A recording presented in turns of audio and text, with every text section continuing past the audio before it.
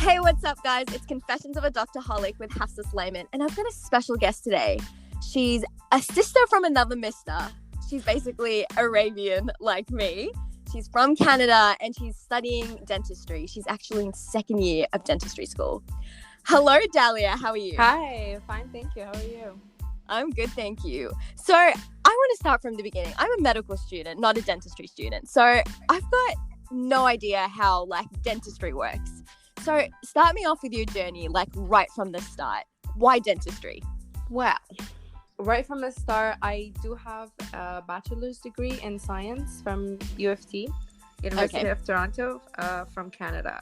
Originally, actually, I was supposed to apply to medical school there. But around third year of school, I volunteered for a hospital. And it was an emergency room as well. And it just didn't work out for me as it did in a dental office or wherever. It just didn't work out for me. I hated it. I hated every second. I hated going there. I hated volunteering. I know. I hated it. And I'm just my God. If I hate just being there, how the hell am I going to work there? Yeah, that makes sense. Yeah. And then I switched departments for a little. I went, I think, to the radiology department, and I still hated it. And I was like, okay, this is not going to work out for me. Why did you hate it so much? What about it was so hateful? The movement. Literally, there's no room for you to sit down and breathe. And the doctors were I feel like they hated their life. I'm not even joking.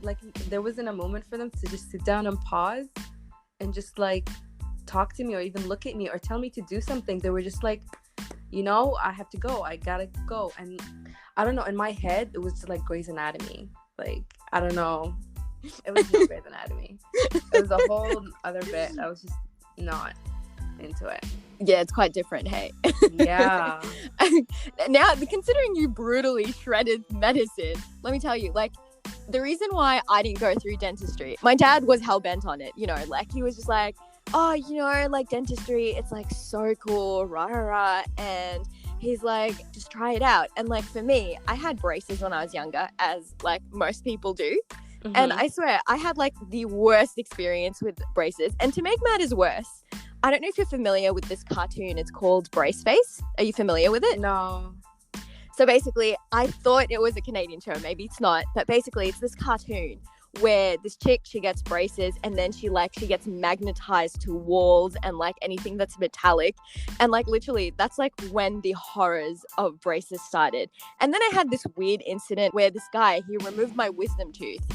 And it hurt so much that I was just you know what? No, I hate teeth. I can't deal with teeth. Oh my God, I hate the dentist. Literally, everyone that goes to dentist, I hate the dentist. I genuinely do.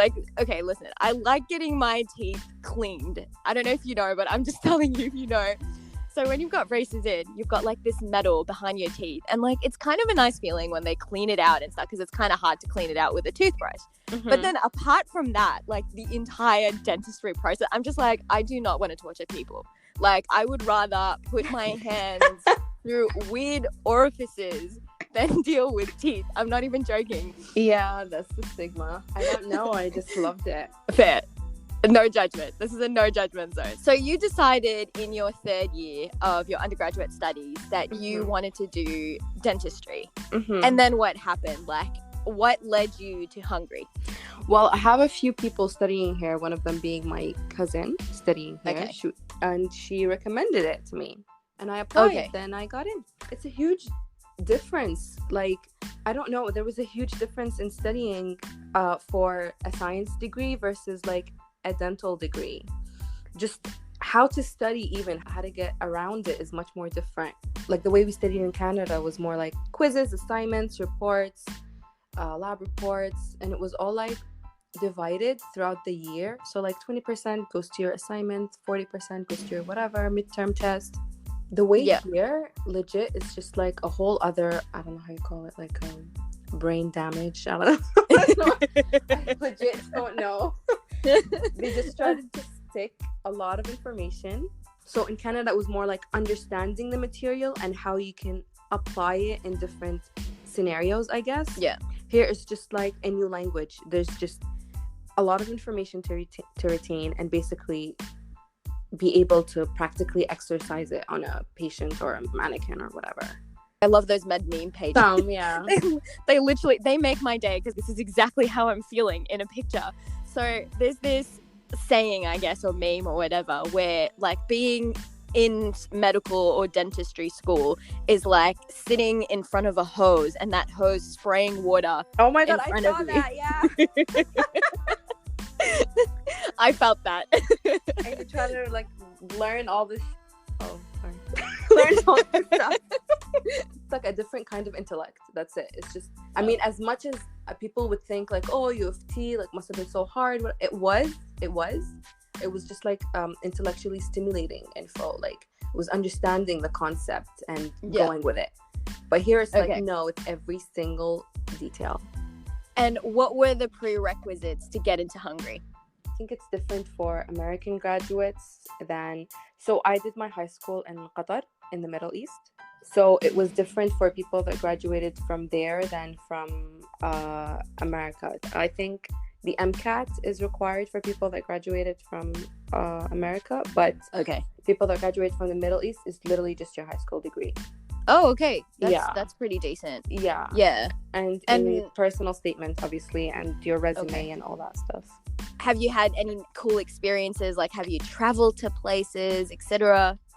Well, yeah, I've been to Budapest.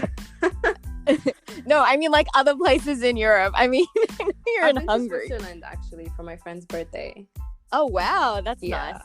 Geneva. Yeah, it was nice.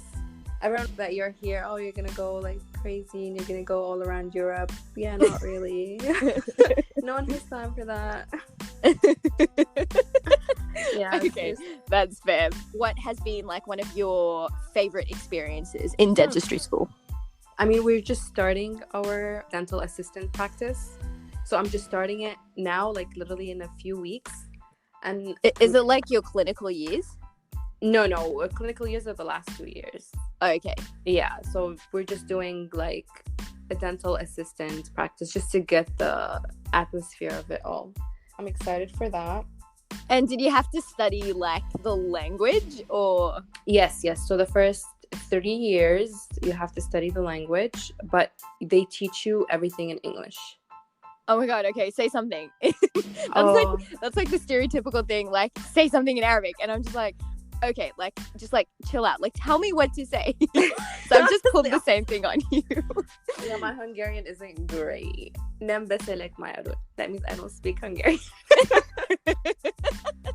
That sounded like fluent Hungarian to me. Okay, let's start with basic. Just say hello in Hungarian. Okay, I feel like that's easy enough. See ya. Wait, see ya, like goodbye. No, like see ya, like hi, see ya, bye. Okay, fair enough. I'm gonna take your word for it. That's interesting. And in terms of the future, are you planning to go back to Canada, or are you planning on staying in Hungary? What's the plan? No, definitely I want to go back to Canada. Okay. So the good thing here is they have these programs, these equivalency programs, where you can go back, you can go practice in America or in Canada. And it's a long process, but that's definitely something I'm willing to do. Yeah. So there's 3 exams. Mm-hmm. The first one is a written one, and the last 2 are hands-on exams. Basically, I think it should take about a year and a half for you to complete the exams once you have graduated. I'm assuming these are like Canadian entrance exams, right? Yeah. Okay, and does it have a name? The NDEB. Oh my God, that's such a mouthful. I know. I can't even remember. Basically, the first one is the AFK. That's what I have in my mind right now, and that's what I'm preparing for. Okay. If people are studying like in Europe or wherever and want to get into Canada, what would your advice to them be? Start early, I think. I know some people right now would be like, oh, like it's too early, like it's second year, we don't know much still. But just to look at it, you know, like download the workbooks, download the previous asked questions. It's just literally online. Just look at them in the summer or whatever, just to get the gist of it, just so that you're not totally surprised at the end of the year. The thing that sucks about it though is that you cannot, so like for the USMLE, you can do it before you have graduated, right?